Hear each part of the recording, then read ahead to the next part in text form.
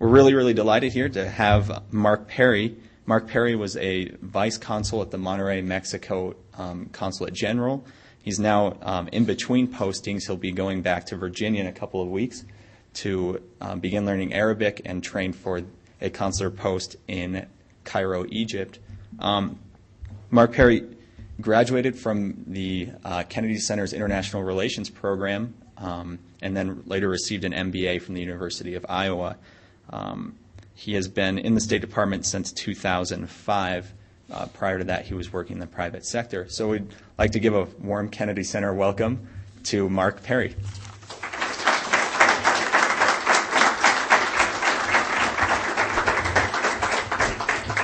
Thank you. It's definitely an honor for me to be here in this podium that's hosted so many distinguished speakers in the past. And my goal today, just so you know, is to take you on the journey that I made that got me from where you're sitting today to where I'm standing now.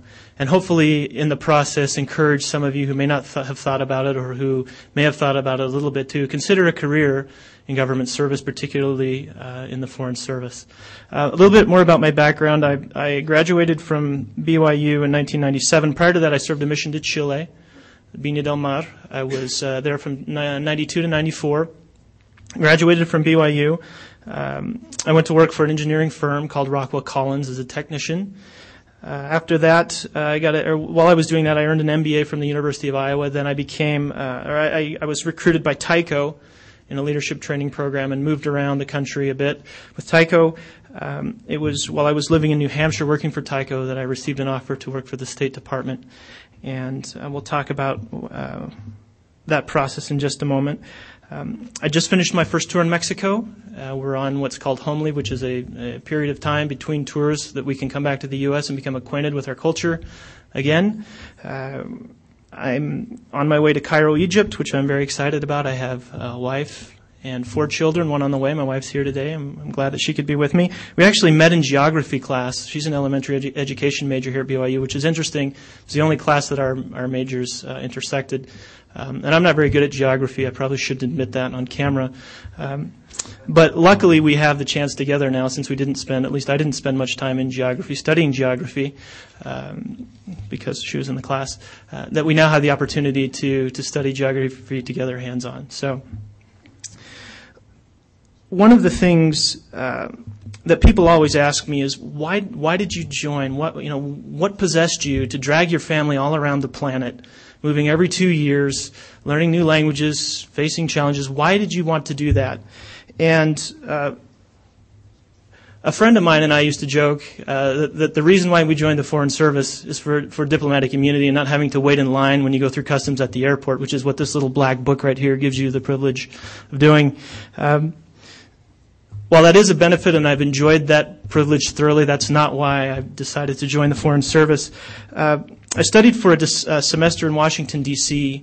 with the Washington Seminar, and as part of that program, we had lectures every week, and one of the lectures was given by a Foreign Service officer, and it was much like the presentation I'm giving you now. And when I heard that lecture, I was fascinated. I truly felt that I had found my life's calling, and from that moment, I knew that's what I wanted to do with my life. And it's taken me a little bit of time to get there, or to get here from there. But I'm here, and I know that's where I'm supposed to be. The process, I want to talk a little bit about the process of joining and what I went through. Now, the first part I'm going to talk about, the written test, has changed since I've gone through the process.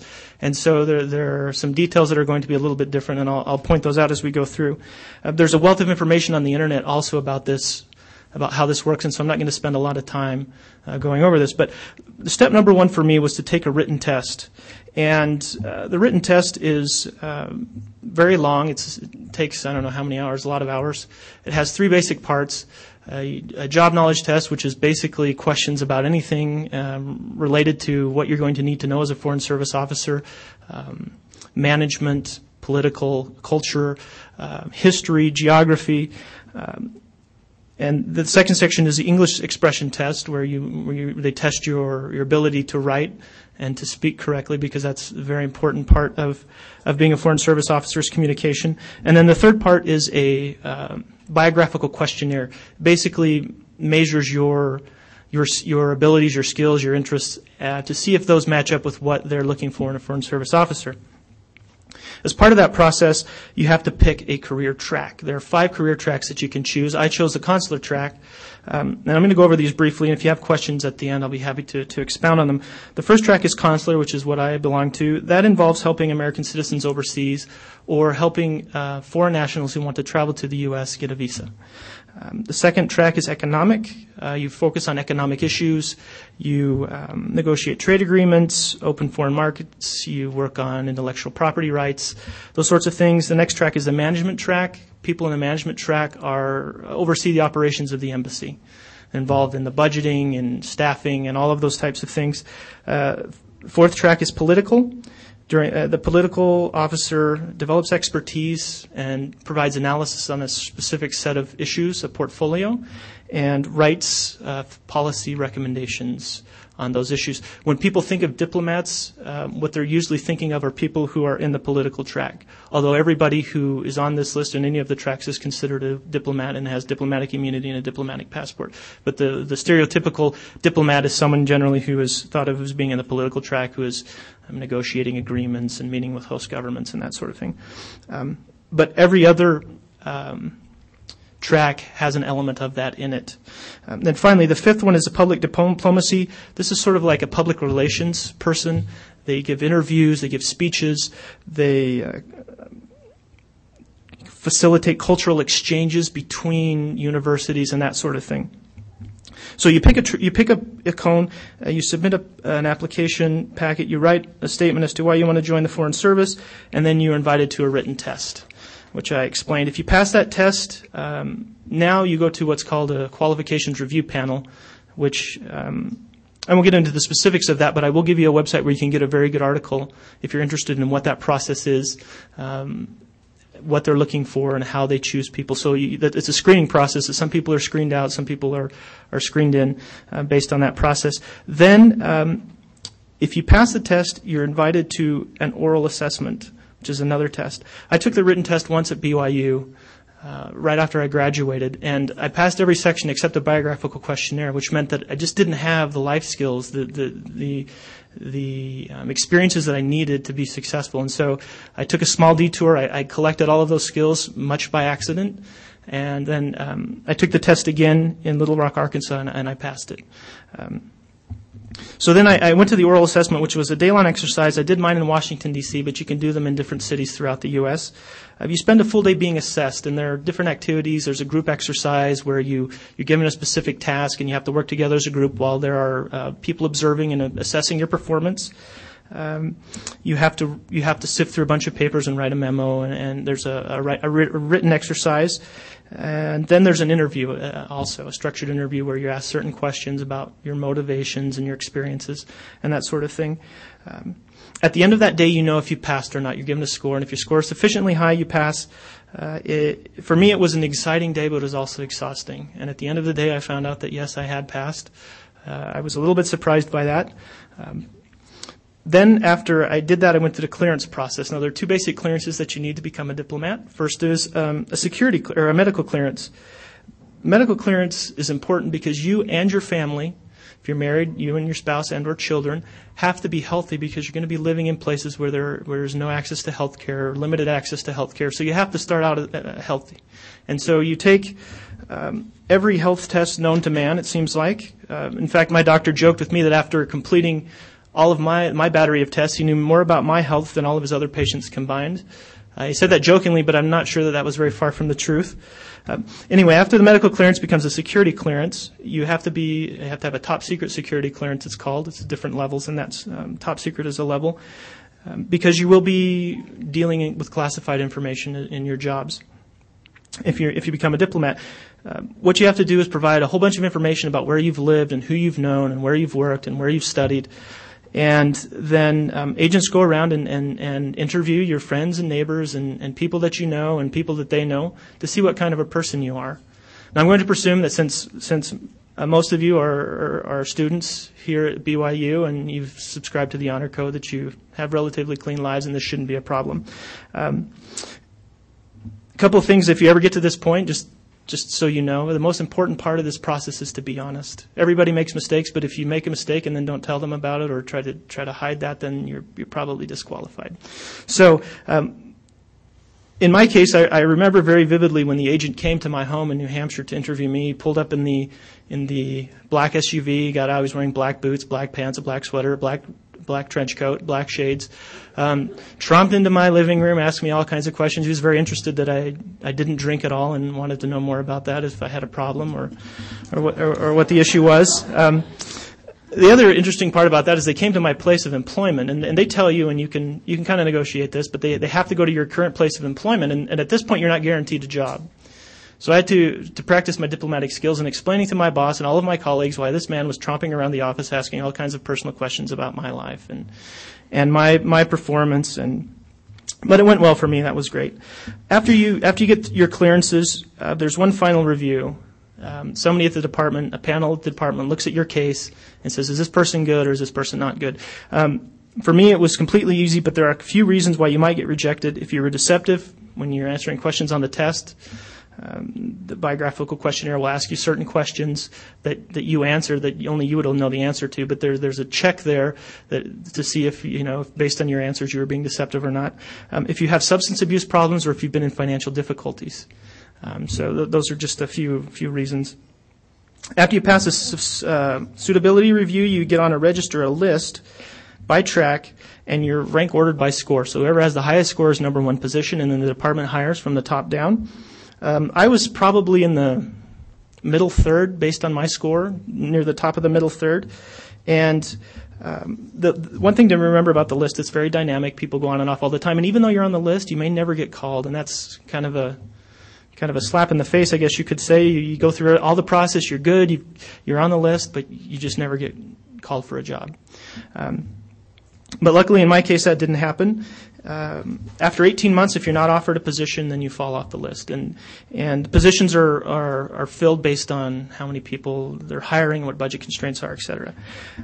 You can get, if your score isn't all that great, you can get bonus points if you know a foreign language. If you've gone on a mission, you have a definite advantage because you have foreign experience, and you also have, if you went overseas, a foreign language. So I took a Spanish test. It was basically a phone test. They called me in my office at work, and we chatted about a number of different things, and I thought I completely failed, having not spoken Spanish for the last 10 years. Luck was on my side, I guess you could say, because I did pass, and I got bonus points, and that definitely helped my position on the list. Then after you're on the list, you get your points, you have your spot. If they get to your position on the list, you get what's called the call, and that's really the offer of employment. And I have mine here. I just want to read to you the first couple lines because I still get goosebumps every time I read it. It says, Dear Mr. Perry, congratulations on successfully completing all the requirements to become a Foreign Service officer. By this letter, the Registrar of the Board of Examiners confirms to you an offer of employment as a Foreign Service officer, untenured career track or cone. So I got this in my office while I was at work. They sent it to me by email. I always knew I wanted to do this as a profession. I always knew that. However, when I got the call, all of a sudden I started having second thoughts. I began to think, is this really right? Am I crazy taking my family? I have 4 children now. Taking my family overseas. Is this really what I want to do with my life? And so I did a lot of soul searching. I did a lot of praying. And I came to the conclusion that, yes, this was my path. And after having spent 3 years on that path, I can tell you without a doubt that was really what was right for us, for our family. So after I got the call, we packed up everything and we came to Virginia for what's known as Diplomatic Boot Camp, or in State Department speak, A100. A100 refers to the classroom number of the original diplomatic training class. So I will refer to it as A100, but that's basically initial training for diplomats. It's given 4 or 5 times a year, depending on hiring needs. Each class is given a sequential number. Mine was 125th A100 class. It's held in Virginia at the National Foreign Affairs Training Center. My A100 experience, I started in June 26, 2005. I had a lot of excitement and a little bit of trepidation as I arrived at this giant compound. I had to go through security and didn't really know where to go. We started the day out with a reception, in a lobby, and I got to meet all of the members of my class, and there were a lot of accomplished people, a lot of smart people in my class. There were 85 members of my class. There were just a few statistics. 54% were male, 46% were female, and it usually is around 50-50. Average age was 32 years. The age range was from 22 years to 56 years, 56 being the oldest you can be to apply because of retirement issues. People holding advanced degrees, master's or higher, were 64%, and the number of different languages spoken by class members were 28. Just to give you an idea, some of the professions of some of the people in my class, there was a vice president of marketing, a high school teacher, college professor, an attorney, administrative assistant, a systems engineer, an HR specialist, and a magazine editor. So just across the board. And what that really says is that the State Department is looking for a specific skill set, specific type of person with specific skills. And so you can have those skills in lots of different professions. You don't have to be a policy expert to get a job as a Foreign Service officer. Then after the reception, and I remember this very well, came the swearing in and the oath of office. And this, if I have to pick probably my most favorite time during that whole process of training, this has to be my favorite time. So I raised my right hand and I swore that I would support and defend the Constitution of the United States against all enemies, foreign and domestic, that I would bear true faith and allegiance to the same, that I was taking this obligation freely without any mental reservation or purpose of evasion, and that I would well and faithfully discharge the duties of the office on which I was about to enter. So after that, we started 7 weeks of learning the basic skills that every diplomat needs to have to be successful. There's a lot of writing, reporting. We learned how to do that in the State Department way, how to deal with the press, which came in very handy with me later. We focused on team building, how to navigate the department, the bureaucracy. We also spent a good amount of time reviewing and researching postings. To get an assignment, in the first couple tours, you're given a big list, a list of 100 to 300 different jobs that you can do in different locations, and you have to go through yourself and choose the ones the 20 or so that you really want to do. And you could be given any of those 20 on the list, so you really have to be sure if you're going to put it on the list that you're willing to go there. So we spent a lot of time poring over those. The department gave us a lot of resources. And then we came to Flag Day. Now, Flag Day is the last day of diplomatic training, or A100, and it's the day when we get our assignments. Now, this is an exciting day. This is something everybody's been dreaming about. We're finally going to get out in the field, and we're going to get our assignments, and we're going to go. Everybody, family, friends, our class mentor, who was an ambassador, everybody was invited to this auditorium, and the moderator stood up on the podium, and he had a giant tree of flags, and he would pick a flag out, and he would say, "Okay, this job is for Monterrey, Mexico, and it's a consular job, and it's going to," and then he would read the name. As luck would have it, mine was the last flag to be drawn, so I got to sit through 85 different presentations until it was my turn. And that was okay. We got Monterrey, Mexico, and we were thrilled. Then after our Flag Day, we got specific training. Since I was a consular officer, I did, I don't know how many weeks, 6 or 8 weeks of consular training. Any job you get, one of the beauties of the State Department, any job that you get, you're giving training to give you the skills and the knowledge that you need to be successful, which is fantastic. For example, I'm going to be spending approximately a year learning Egyptian Arabic. Now, I mean, I don't know about you, but the fact that they're paying me to learn a language, that's awesome. So, okay, now what I want to do for a minute is just talk about some of the basic jobs that one might do as an entry-level officer in their first couple of tours. A lot of these jobs won't be if you're a political officer, an economic officer, maybe even a public diplomacy officer. These aren't going to be in your area, your career track. But I wanted to just give you a sense of what the work's like, what it's really like being out there as an entry-level officer. The first is a consular officer, and everybody, regardless of their cone or their track, has to do a consular rotation or a consular tour. So everybody's going to be doing this, and there are two parts. There's visa work, which involves implementing this law. Now, I guess in legal terms, this is called a pamphlet. But your job as a consular officer is to basically implement this law, to execute this law. It's really challenging work. It's difficult. You spend a lot of time researching, reading. If you come from a lawyer background, that's very helpful. how to search the law and read the law. But it's also very fascinating and very rewarding. What you're really doing as in visa work, which is one part of consular work, is determining whether or not someone is eligible to travel to the United States. And you're determining their visa classification. Are they a student? Are they a tourist? Are they a business professional? Whatever it is. And then you're trying to find out if they're eligible for that and whether or not they're going to come and do something, blow up a building or something like that. And so it's very important. And often you have only a few minutes to make these decisions. Sometimes you make 100 of these or more a day as you're doing interviews. And in many cases, you might be the only American that this person ever sees. And so it's a chance to show people what our culture is like and what we're all about as Americans.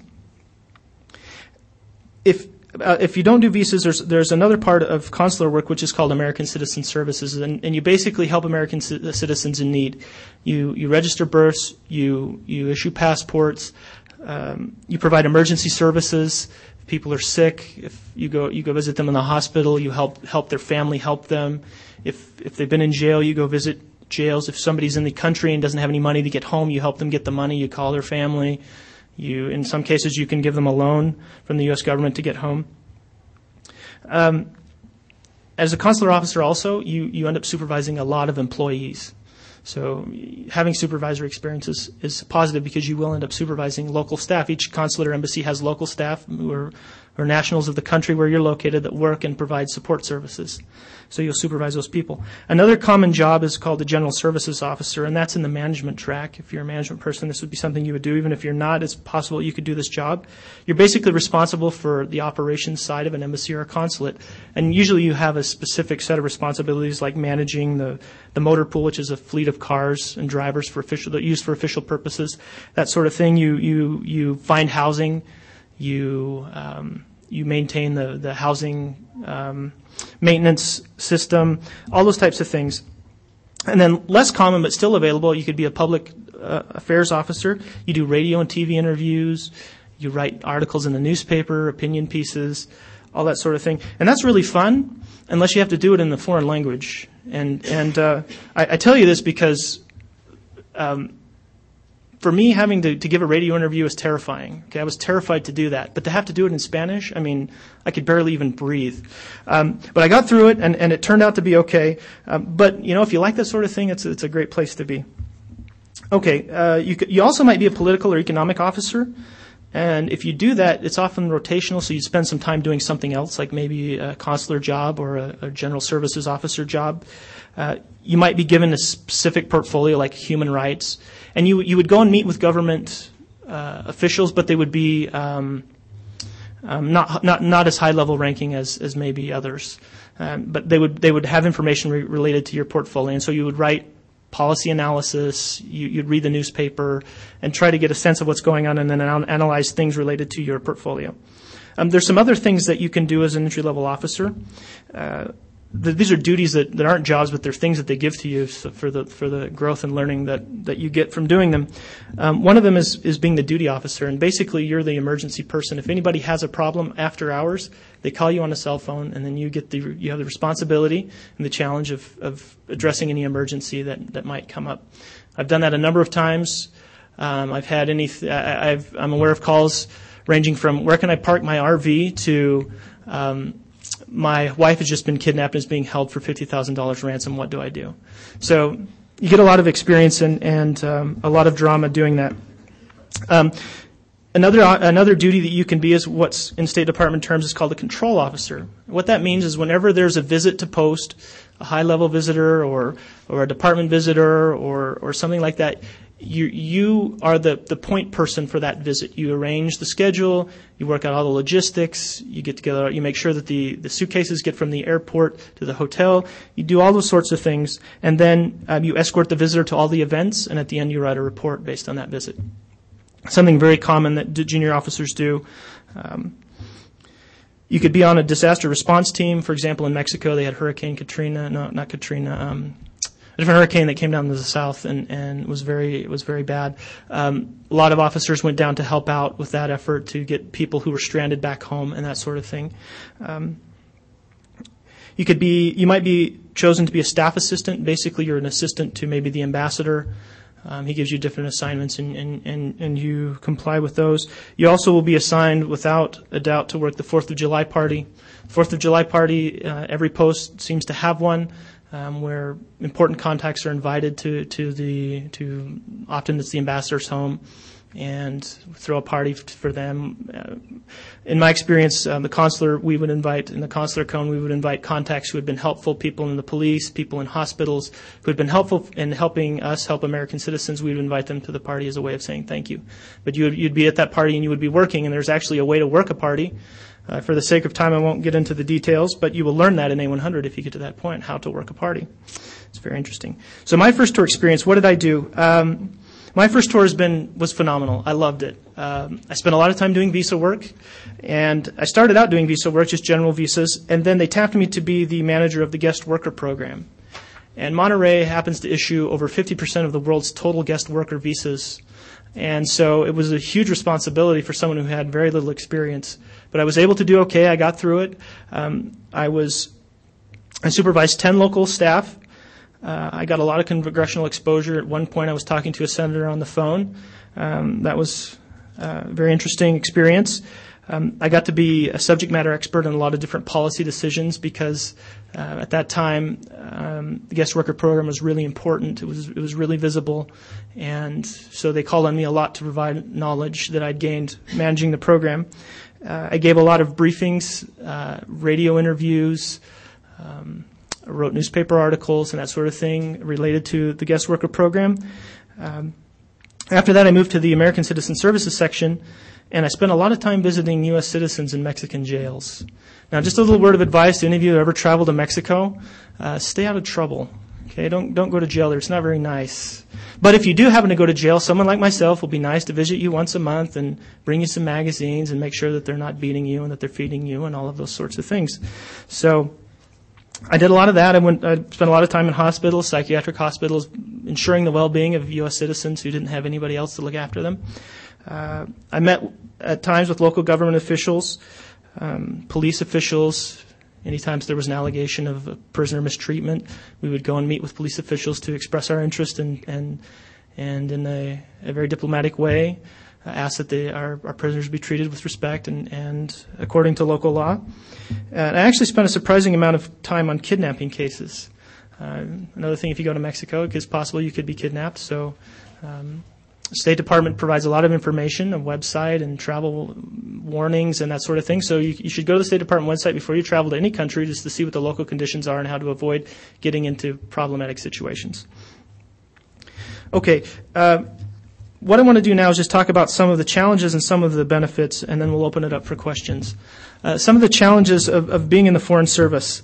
You're a 24/7 representative of the U.S. government. Now, anybody who served a mission understands what that feels like. If you haven't, that can be a drag sometimes, because everything that you do, whether you're at work or not, reflects on the U.S. government, and so you have to keep that in mind. That's a very important point. Another challenge is that, and one of the hardest things I think for people is advocating policies with which you do not personally agree. Now think of some policy you might not agree with, and imagine having to stand up and defend that policy in front of sometimes an angry media, in front of government officials. You have to do that. That's your job to do that. And so if you can do that, you'll be successful in the Foreign Service, and that's one of the biggest challenges. Another one is that the needs of the service always come first. The State Department, in my experience, is a very family-friendly place to work. It's a great place to raise a family. We've enjoyed it thoroughly, and we're very excited that we get the chance to raise our family in this sort of environment. However, there are times when you might be called to go somewhere where your family can't go. And you have to be willing to do that. When you join, you sign an agreement that says you will be worldwide available. And if you're not willing to do that, then you have to resign. So that's one thing to keep in mind. The needs of the service always come first. Sometimes there are tenuous security situations. In Monterey, Mexico, which is a very safe city, there were 2 instances within 3-block radius of our home where people were killed due to drug violence. Now, they weren't targeting Americans, so we were relatively safe, but there was always a chance that we could be walking by, that we could have been driving by, and that we could have been in the middle of that. So you could possibly go to places where the security situation is even worse. And so you have to be comfortable with that and willing to do that. Another challenge is the bureaucracy. Coming from the private sector, it takes some time getting used to bureaucracy and how to work in bureaucracy. And it's not all bad, it's not all negative, but you have to learn how to do that, and you have to learn some patience to get through that, which I've hopefully been able to do. Another challenge, you have to move a lot. You move every 2 to 3 years. And that can get kind of tiring. We're okay with it at this point, but from people who have more seniority have told me that's one of their least favorite things is moving every 2 to 3 years. But on the other hand, that can also be a benefit. If you're like me, I love to experience new things, and so having the chance to move every couple of years is fantastic. Get to see a new country, new culture, experience new things, new job, and that's one of the benefits. Another benefit is that work is challenging, it's meaningful, it's important, you feel like you're making a difference, that you're helping people, and that's a great thing, that's a great feeling to have. Another benefit is that you get to serve your country. You get to do something that not a lot of people are willing to do, to stand out there and defend what we believe, the ideals that we believe in, freedom, democracy, human rights. You get to stand up and share those things with other people, and that's a great feeling. You get to travel the world, learn languages. As I mentioned before, it's great for raising a family. You get a lot of good benefits. Benefits like free housing while you're overseas. You live in a very nice home in country, and you don't have to pay anything for that. That's something that the U.S. government provides. So there are good benefits. And then also just diplomatic immunity. Although we do have to pay our own parking tickets, so you know.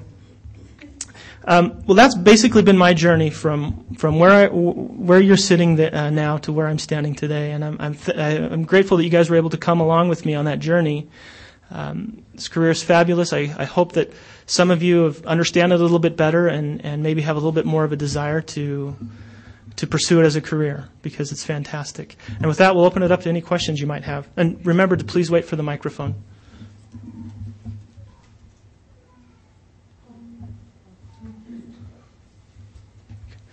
Go ahead, and I'll just repeat your question here. Sure. You mentioned that you put down a list of 20 or so places assignments you would like to take. Mm-hmm. How often do you get your first choice, or I guess how likely is it that you will get to go where you want to go? Okay, the question is, how likely is it when you're making your list of countries, how likely is it that you'll get to go where you want to go? It's actually really likely for us. It's a very complicated system, and I won't get into the details, but we got our first choice, which was Cairo, Egypt. A lot of it depends on how realistic you are and how willing you are to try new things. Now, if you want to only go to Western Europe, that's very competitive. And if you only put Western Europe on your list, chances are you're not going to get what you really want. But if you're flexible and if you're open, you can go pretty much anywhere.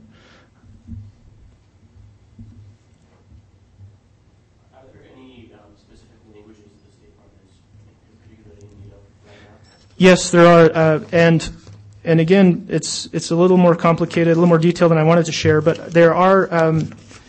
I'm talking about the process for how these languages are scored. But as I mentioned, you get a bonus for languages. Certain languages give you more bonus, and I have a list here of what the highest languages are. If you know Arabic, Dari, Farsi, Hindi, Mandarin, Chinese, or Urdu, you get the highest amount of bonus points for language.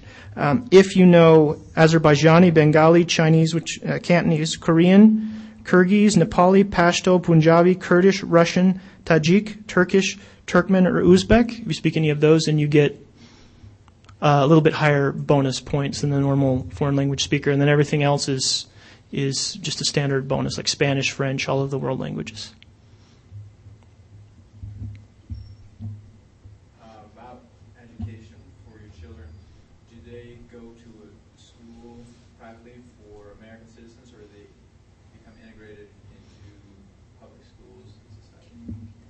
Sure. The question is, what do your kids do for schools? Do they go to an American school, or are they integrated into local schools? Really, it's your choice. The State Department will provide an education allowance, And from our experience in Monterey, our children went to the American School Foundation of Monterey, it was called. It was an American-based school with an American curriculum. It was a fabulous school. They got a better education there than I think they would have gotten in the United States at a public school.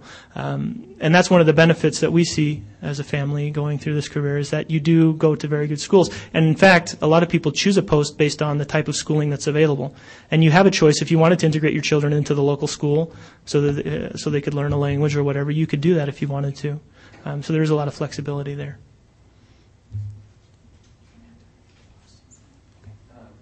You mentioned some of the benefits of living abroad, like housing provided by the government, that sort of thing. When you live in between tours in the United States, how does the salary, the pay scale compare to other business in the private sector? Okay, the question is, I guess in my own words, when you're between tours, when you live overseas, your housing is paid for, but when you're between tours, what are the benefits like, and how does that compare to the private sector? I would say, and I think this is true in all government jobs, that pay in the government is probably a little bit lower than what you would get doing a comparable job in the private sector, and that's true across all branches of government.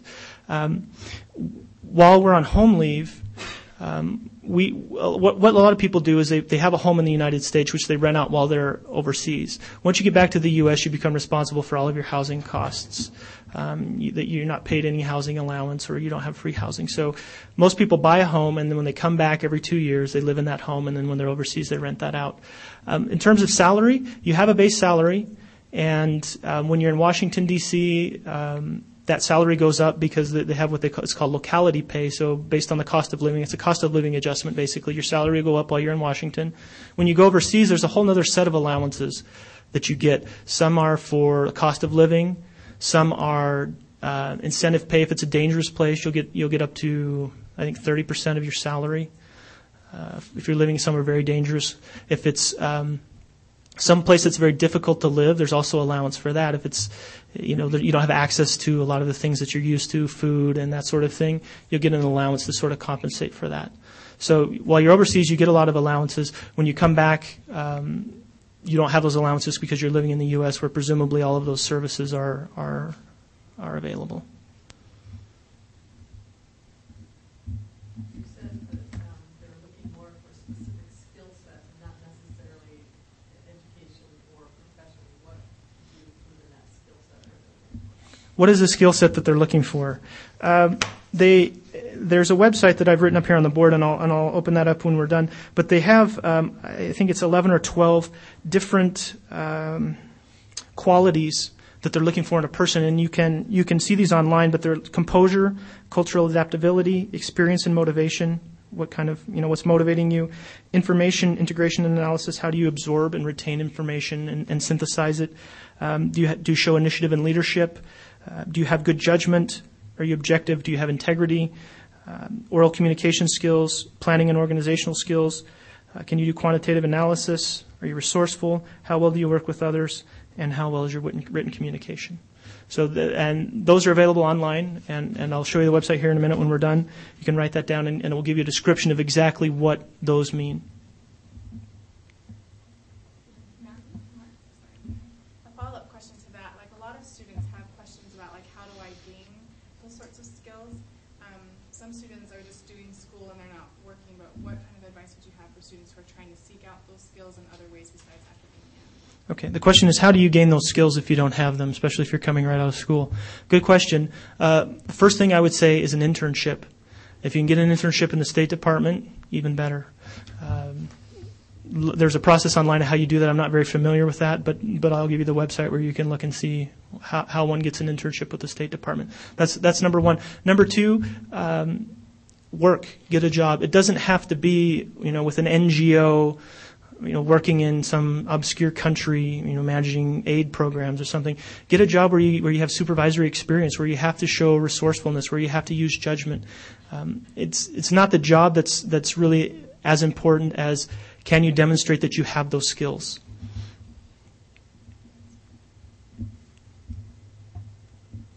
Go ahead. Do you need a microphone? No, I'll repeat your question. Okay, what's the current need or demand for people with a legal background? what is the current demand for people with a legal background in the Foreign Service? To be a generalist, which is what I'm talking about and which is what I'm doing, it doesn't matter if you have having a legal background can help you get skills and writing ability and analysis and that sort of thing. But they don't specifically target lawyers, for example, to be generalists. Now, you could conceivably get a job in the civil service, which is the domestic side of the State Department, as a lawyer. And we do have lawyers that do work and that do travel some. But in terms of being having legal skills as a generalist, there is no specific demand. It just, does that give you the skill set needed to pass the test? The test is really sort of blind in a lot of ways to what your job title is. It's more what skills and experience do you have. If you receive a tour to a place where your family isn't able to come with you, how often would you be able to go home and visit your family? How do they manage that? Sure. If you take a tour, if you're given a tour where you can't see your family, how often can you go home and how does that work? A lot of it depends on the country. But in most countries where there's an unaccompanied tour, I would say every 6 months to a year, maybe even less, the State Department will buy you a ticket to fly home and to visit your family. It's called R&R leave, rest and recreation, I guess would be the translation of that acronym. And so they do pay for that. You have to pay all of your expenses, obviously, while you're there. Also, while your family is living in another place, you get what's called SMA, which I'll translate for you also. Separation maintenance allowance, I believe, is what that is. That's extra money that you earn to compensate for having to maintain two households, one in country and one in the U.S. or wherever your spouse may be living. Is there any more missionaries that were called into this kind of work than others? I just heard a talk by someone who had been in the CIA, and he said they take a lot of LDS missionaries because of their background and their morals and that kind of thing. I wondered if you noticed that. Our missionaries, are there more missionaries in this program, or does it attract missionaries? I don't know the answer specifically, but a good friend of mine who was involved in the initiation or the initiation training, the A100 class, told me once just offhand that in the past few years he's seen a large increase in the number of members who have come through the program. In fact, in Monterey, there were 3 officers and families who were members of the church who we served with, and that was great. That was fabulous. So missionaries, I don't know, but there has been at least a visible increase in the number of members who have applied for these types of jobs. When does your pay start during this whole process? When does your pay start? It starts the very first day of A100. In fact, just an interesting tidbit that's really not relevant, but it's fun to share. You're actually sworn in twice. And as the woman told us, there's some things that happen in the government, and we don't know why they happen. They just happen. And this is one of them. You're sworn in twice. One the first day of A100, which is for dough, which means so they can pay you. And then the second time, you're sworn in probably by the Secretary of State, and that one's for show. And that's in a very nice room, and all your families come, and that's at the end of A100. So, but pay starts day one.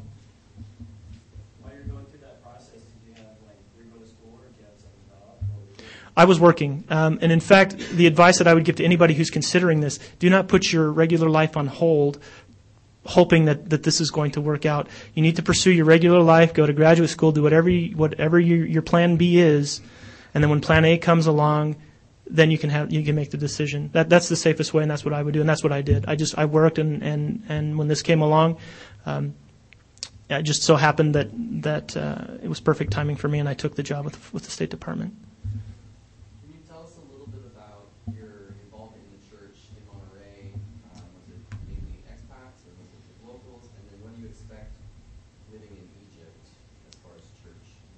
Okay. What was our experience like in the church in Monterey, and what do we anticipate our experience will be in Cairo, Egypt? In Monterey, we had a ward. We had a lot of expats. It was a mixed ward. Services were in Spanish, although we did have classes for Sunday school and primary in English because there were a lot of English kids and English speakers that didn't speak Spanish there. So we had sort of a mixed bag. A lot of expats working for business. Monterey is an industrial center of Mexico. There's a lot of industry there. We had a lot of people there on business.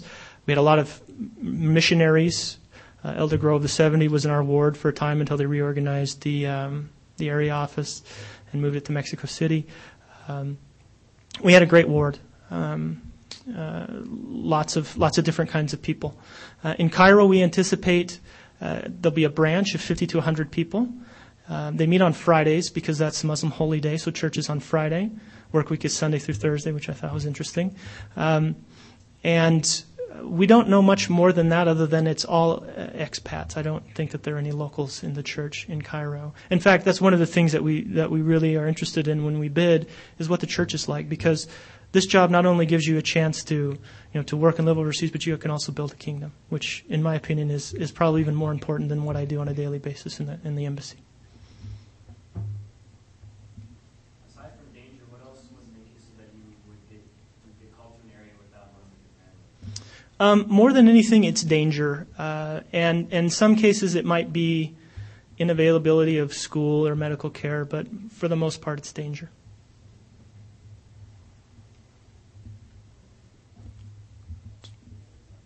Yeah, you mentioned that there are the different tracks. Mm-hmm. Of the 5 tracks, do you know some that are more competitive than others, or are there some that you get a job in? Sure. Historically, political, economic, and public diplomacy are the most competitive in that order, and then the least competitive, I guess you could say, or the ones that hire the lower scores are management and consular. So historically, that's the case. Now, I haven't looked at the numbers recently, so that could have changed, but historically that's been the case. Sorry. I'd be interested to hear what your wife has to say as far as how it was for her to adapt and to make friends and the social part of that. Okay, the question is, what would my wife have to say about how she adapted to the social aspect and all of that of living overseas? You could probably ask her after the briefing. I'm sure she'll give you the straight story. Let me tell you my version. She did a fabulous job. She spoke no Spanish when we got to Mexico, but she dove in with both feet, with a lot of desire to learn the language, and she learned Spanish. She speaks passable Spanish. It is a challenge, I'll have to admit, for families, for spouses, to go overseas and to be, because I go directly into an office and I'm working with Americans. It's basically the same type of job that I've done in the past. The transition for me is not as great. The burden of the transition often falls on the spouse. And so you have to be aware of that as an officer and make plans for that, because it is difficult to make new friends, to learn the culture, to get the kids in school, to find where to buy groceries and all of those sorts of things. But the State Department does, I should mention, also have a program where you're given a sponsor. And that sponsor family takes you under your wing when you first get the post, and they show you all those types of things. Where do we shop? How do we get around? Where do the kids go to school, and that sort of thing. So that's very helpful. Please. So I've heard that spouses can also be employed once you get there. How likely or how often is that? How easy is that? Okay, how easy is it for spouses to get employment? It really depends. If you're in a country where there's a bilateral work agreement, the spouse can get a job in the local economy, and that's probably relatively easy if someone speaks Spanish, especially if someone is bilingual. Other countries where that's not possible, the spouse can get a job in the consulate or the embassy, and it really depends on the demand. But the State Department understands that this is an issue for a lot of people and has worked really hard to create programs where spouses are given the chance to work in the embassy or consulate. In the consulate in Monterey, there were, I would say, I can't really give a number, but there were a lot of spouses that were working there in the consulate, and that was an effort that the department had made to make those jobs available to spouses. So it is possible, but it sort of depends on the country where you are. If you're in a very large embassy, there's obviously more opportunity than if you're in a really small place with just a few people. Please. You mentioned the language, and since you're only there for 2 years, it seems like a lot of time was spent, especially if you're going and learning Arabic or something like that, spent learning language. How often, how long does it take to learn a language? And does that take up a lot of your time in the first year, say, or something like that? Okay. The question is, how long does it take a language? And I think maybe what you're asking is it really worth it to spend a lot of time learning a difficult language if you're only going to be in country for a couple of years? Learning languages, for world languages such as Spanish, French, and that sort of thing, I think it's about 6 months, maybe a little bit less. For difficult languages such as Arabic, Chinese, Mandarin, that sort of thing, it's almost a complete year that you're learning. And Arab, and in some cases, once you're more senior, you can get into a different language program where you actually spend 2 years learning the language. One year in Washington, and the second year you're in a field school where you're actually in country and able to practice the language on a daily basis. Now, if you do that, obviously, if you learn Chinese or Arabic, you're going to spend a lot of time in those parts of the world because, if you have those skills and you speak that language, you're going to be a good fit for a lot of those jobs. So it's sort of a trade-off. Please. In the areas where you can't take your family, are those 2 years long usually as well, or are they different? In the question, in areas where you can't take your family, are those 2-year tours, are they different? I think some of them may be 2-year tours. The ones that I'm most familiar with, Iraq, for example, being a prime example, that's a 1-year tour. Go ahead. What about termination of job if you want to terminate? How viable is it? How easy is it to terminate at the point? Well, it's easy. You can walk away whenever you want to. The thing that you have to watch out for is the timing, because based on when you move, you may have to pay back the moving expenses. Like if you walked away right when you got to country. And there are a bunch of different rules around this that I'm not familiar with. But if you walk away at the wrong time, you may be liable for any advances that you've gotten, any money they've spent to move you to post and that sort of thing. But you can terminate.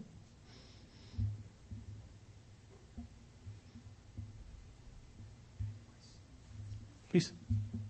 For your children, how old is your oldest again? I'm sorry. 9. 9. Is it really hard when your children are young? Should you wait to do it when they're older? Like, what's the effect of all the moving on the children? What effect does moving have on the child? That's a great question. And we have 4 kids, like I mentioned, the oldest being 9 and the youngest being 3. The 9-year-old, and a lot of it, I think, depends on the personality of the child. Some people adapt really well to this sort of lifestyle, the kids especially, moving around, making new friends. It becomes very easy for them. Some children struggle with that. And in our experience, and we can't speak for everyone, but in our experience, the younger the children are, the more easy it is for them to move and make new friends and that sort of thing. The older they are, the more difficult it is. And again, depending on the child, obviously, but the more difficult it seems to be for children to make those transitions. As far as education goes, are there any sort of degrees or backgrounds that work in education? The question is, are there any sorts of degrees or background they look for in education? The answer really, this has changed recently with this new thing that they've instituted called the Qualification, the QEP. I don't know I can't translate it for you because I can't remember what it stands for. Basically, it's a panel that looks at your case, looks at your test, looks at everything, and decides whether or not they're going to schedule you for an oral assessment. It could be possible that having a specific educational degree or a specific international experience could help you in that process. I don't know. There is a website. It's www.afsa.org, which is American Foreign Service Association.org. There's an article in the latest journal that talks about this panel and what they look for and what the impact, anticipate the impact to be on people who are looking to get in. So if you want to know more about that, I would refer you to that article. It's very interesting, very well written.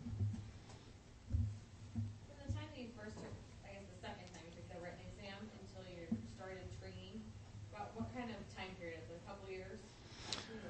From when I took the written exam to when I started training, I think it was under a year. I can't remember exactly, but I think it was about 8 or 9 months. In the past, it's taken a lot longer. The department has worked really hard to compress the time frame that it takes from test to hire, so that they understand that this is it's not an easy process, and they're trying to make it as easy as possible for people who want to get in. So I think mine was about 8 or 9 months.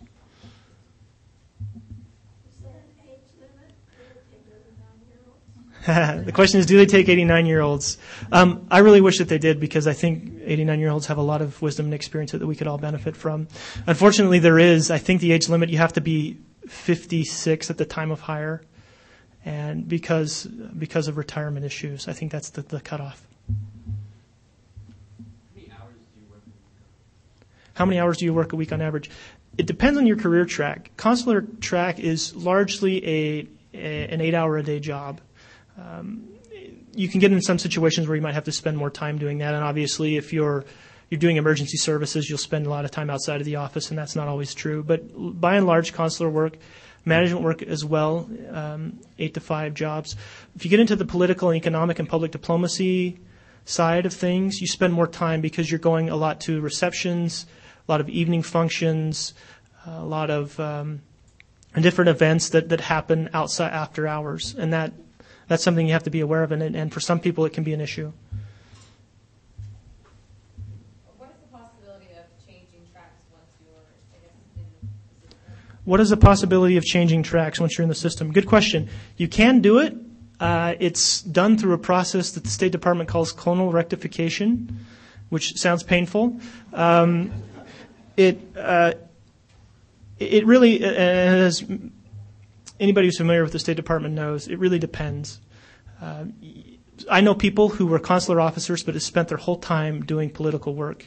If you get in, if you come in the consular cone and you're really proficient at doing political work, there's a chance that once you get through the entry level and you have to actually just apply for different jobs, if you have a good reputation, you could probably end up getting a lot of the different jobs outside of your cone. In fact, it's actually recommended that you do that so you have more of a broad-based experience.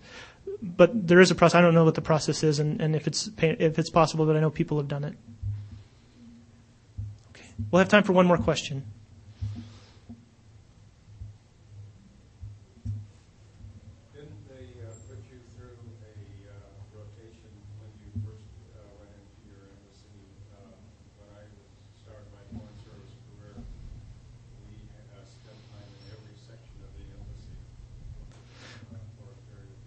Okay. Question is, did they put us through a rotational program?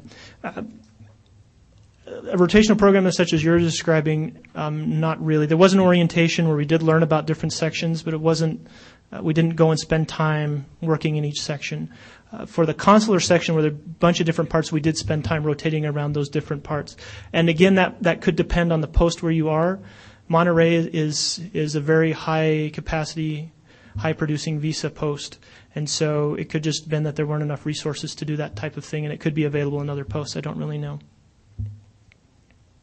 Okay, well, thank you all very much. If you have any questions that you didn't ask that you want to, please come up and see me. I'm more than happy to talk with you.